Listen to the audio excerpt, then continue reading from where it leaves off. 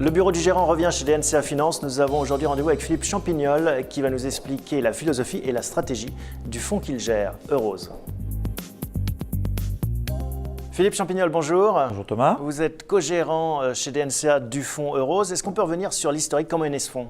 Alors Eurose, c'est un fonds qui a maintenant un petit peu plus de 10 ans, qui avait été créé au moment de l'apparition de la zone euro. C'est un fonds diversifié, prudent, et pour ce faire, qui revendique une gestion simple et lisible. Qu'est-ce que ça veut dire diversifié, prudent? Ça veut dire qu'on a, à l'intérieur de cette zone euro, assez restrictif, une capacité d'investir sur des outils, plusieurs outils, mais essentiellement des actions et des obligations. Et donc prudent, c'est plutôt les obligations, et diversifié, ça veut dire qu'on peut avoir des actions dans le portefeuille. Et actuellement, quelle proportion d'actions, d'obligations? La proportion actuelle d'actions est de 20%, sachant que les obligations, c'est environ 3/4 du portefeuille. 20%, c'est plutôt beaucoup pour un fonds aussi prudent. Obligations d'État, corporate, les deux?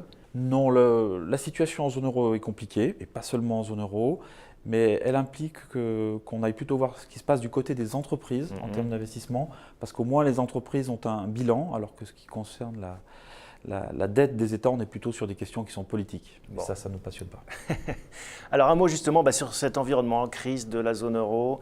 Quelle est votre lecture finalement de ce qui se passe actuellement sur les marchés? Alors la lecture, si on en reste à la zone euro, c'est qu'il va falloir s'entendre. Donc il y aura des accords, simplement ça va être long, plein de rebondissements.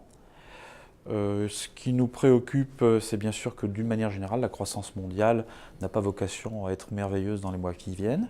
Mais ce qui est important et qui justifie une part d'action non négligeable à 20%, c'est que les valorisations des entreprises sont vraiment très basses. Donc ce que j'entends, c'est qu'on ne sait pas quand ça va rebondir, mais il faut être prêt pour le moment où ça rebondira éventuellement parce qu'il y a un point d'entrée intéressant? Il y a effectivement cet aspect-là des choses, mais l'autre aspect des choses, c'est que les autres placements sont très peu rémunérateurs.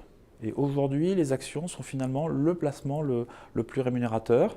Et on peut prendre des risques importants sur les obligations qui sont censées être un placement de bon père de famille si on investit trop long et sur des pays considérés comme sûrs comme l'Allemagne, mais qui ne rémunèrent pas du tout le risque pris sur les titres. Bon.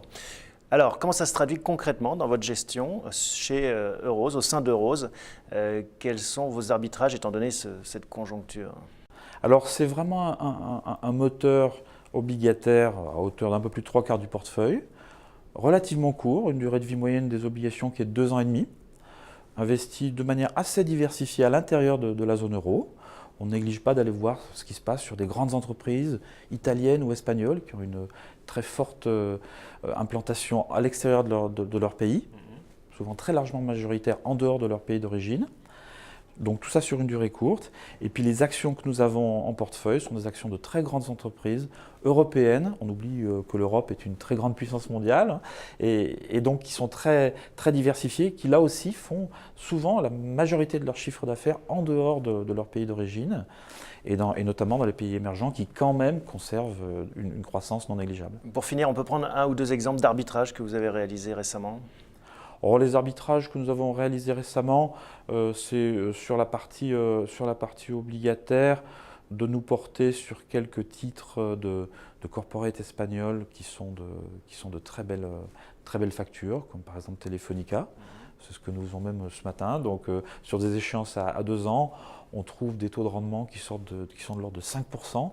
Alors que sur la dette allemande, je crois, sur cette même période, on est rémunéré à 0,5%, c'est-à-dire très nettement en dessous de l'inflation. Bon, merci en tout cas pour toutes ces explications, Philippe Champignol. Merci, à bientôt. Thomas.